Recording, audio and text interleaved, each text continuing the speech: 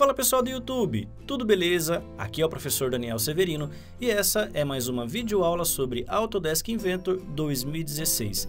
Galera, dando continuidade nesse nosso curso de Sheet Metal, hoje eu vou explicar o comando Fold, ok? Bom, para que ele serve e aonde vocês vão utilizar essa sua estrutura? O comando Fold, pessoal, ele vai abrir as possibilidades para dobra em faces ou flanges, onde você não consegue executar ali com uma região uniforme. Por exemplo, a flange você pega uma aresta e executa essa sua estrutura uniformemente. Já nesse caso do Fold, eu posso ter uma estrutura já executada, uma face ou flange, e com uma linha de referência dobrar com o ângulo que eu achar mais interessante conforme o seu projeto. Bom, o comando Fold está dentro do grupo Create, comando Fold, e ao habilitar esse comando, a primícia, ou seja, a primeira coisa que você vai ter que ter executado é um sketch ou um esboço com a referência da dobra. Então, antes de habilitar o comando, eu vou executar um Start de Sketch. E só para orientar vocês, essa chapa minha tem 200 por 200 na face principal. Ela tem uma flange com 60 mm de altura e o Sheet Metal Default, a espessura dela está com 1.5 mm, ok? Caso vocês queiram replicar esse exercício. Então, vamos direto ao assunto. Eu vou habilitar o Start de Sketch e eu vou executar nessa face de referência, nessa face principal. Uma dica importante é que o comando Fold não permite que você crie linhas de dobras que excedam o contorno da sua peça. Por exemplo, se eu executar aqui o comando Line e eu quero executar uma dobra nessa aresta, ou seja, nesse canto da peça.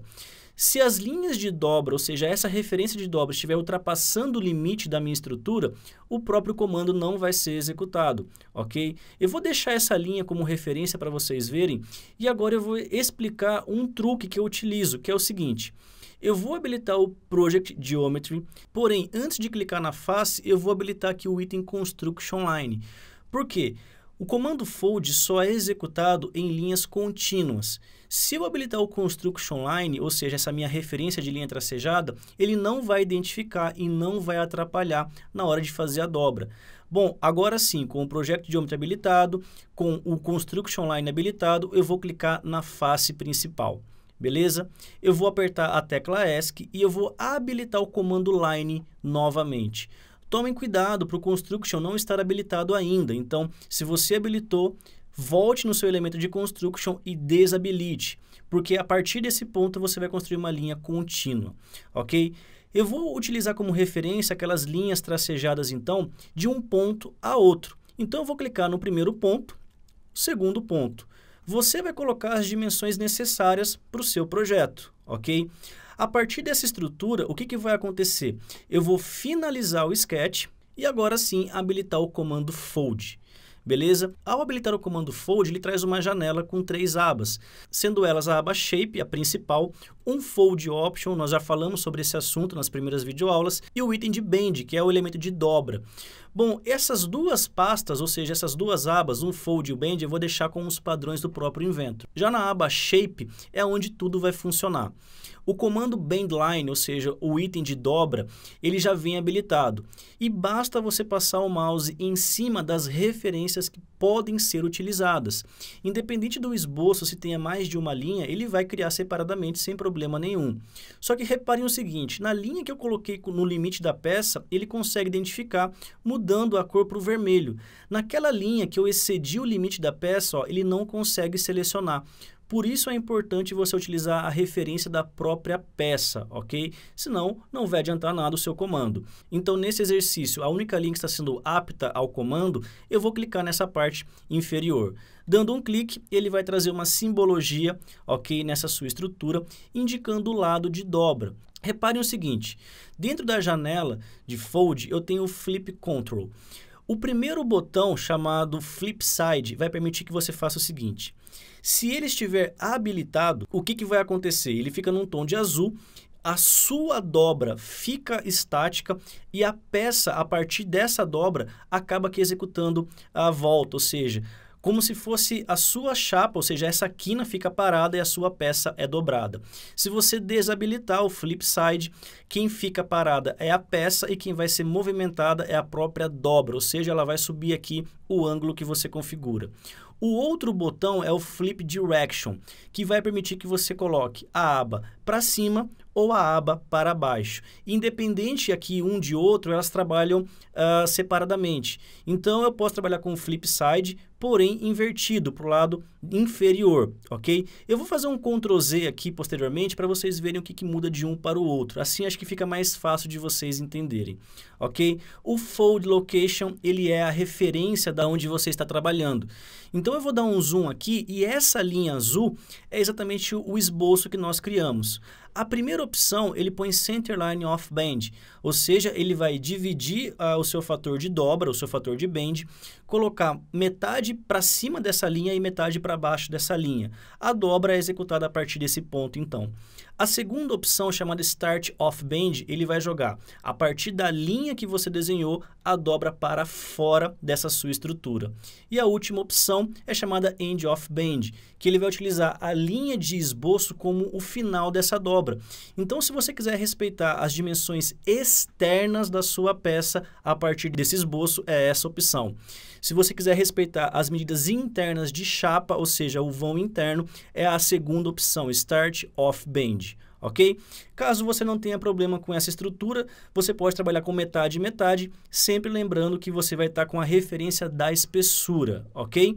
Bom, para finalizar, eu tenho aqui o elemento de Fold Angle, ou seja, o ângulo de dobra. Ele vai vir com 90 graus, mas você pode preencher, por exemplo, com 60, 70, com o ângulo que você achar interessante. Nesse caso, eu vou preencher com 60 graus e eu vou confirmar com um OK. Olha só, a partir desse ponto, a chapa foi dobrada em cima dessa linha, a peça ficou estática, ou seja, a minha estrutura ficou na posição original e ele está criando aqui uma dobra de 60 graus a partir do plano de referência, ok? Eu vou voltar aqui no Ctrl Z só para vocês verificarem o outro tipo de dobra. Então, eu vou habilitar novamente o Fold. Eu vou selecionar a mesma linha, só que dessa vez eu vou habilitar aqui o Flip Side. Olha só o que vai acontecer. Ao invés da minha chapa aqui, dessa quina ser dobrada, a peça vai ser levantada. Quando eu confirmo com OK, a dobra fica estática e a peça acaba sendo dobrada. E aí você vai fazer a análise para o seu processo, da sua peça, da sua montagem, o que é mais adequado na sua estrutura, ok? Eu vou voltar mais uma vez com o Ctrl Z, só que dessa vez eu não vou mudar em relação ao Flip Side, e sim com o Flip Direction. Eu vou selecionar a mesma linha, ao invés de jogar a chapa para cima, eu vou jogar a chapa para baixo, invertendo o sentido de dobra. Automaticamente ela dobra para a parte inferior, ok? Não é um comando complexo, a única dica que vocês têm que lembrar é em relação ao limite de desenho, ok? E para fechar essa videoaula com chave de ouro, pessoal, eu trouxe um segundo exercício, ok?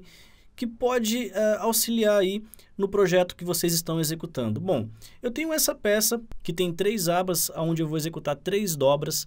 Porém, eu executei 2 esboços. O primeiro esboço, ele está independente, ou seja, somente em uma das abas. Já o segundo esboço, ele fica aqui, ó, nessas 2 estruturas. E qual é o problema disso? Quando você habilita o comando Fold, ele acaba aqui escondendo a sua estrutura de dobra, e se você precisar repetir o comando ou reutilizar o esboço, pode gerar um pouco de confusão. Então, eu vou habilitar o comando Fold e eu vou selecionar o esboço com as 2 linhas. Eu vou habilitar a linha superior, eu vou executar a dobra a partir da minha peça, a flange que vai ser dobrada com um ângulo de 45 graus. Eu vou habilitar o Start Off Bend e quando eu confirmo, reparem que o esboço que eu utilizei acabou que escondendo. Se eu habilitar aqui o mesmo comando com aquela linha, com o esboço independente, ele não vai dar nenhum alerta ou nenhum erro. Só que essa peça agora eu não consigo dobrar, eu não consigo enxergar o esboço e acaba aqui dando um problema. Minha dica e minha recomendação, dentro do browser, dentro do navegador, habilite o Fold que você executou em relação à peça e habilite a visualização do esboço que você criou pode ter mais de uma ou duas referências. Uma vez que você habilita a visibilidade dessa estrutura, ao habilitar o comando fold, você pode selecionar e marcar essa face como referência de dobra, ok? Permitindo assim, então, quando você for construir um esboço, não ficar perdendo tempo de trabalhar com 5 ou 6 comandos para referenciar. Um esboço que você já faz satisfaz o projeto inteiro, ok? Então eu vou habilitar o comando novamente. Para ficar mais fácil, você pode esconder a visibilidade do esboço posteriormente para ficar mais limpo a sua parte 3D, ok? Então essa é só uma dica, caso vocês achem interessante. Se vocês precisarem executar dobras a partir dessa superfície já dobrada, não tem problema nenhum. Nesse caso aqui, ó, eu vou habilitar um esboço novamente.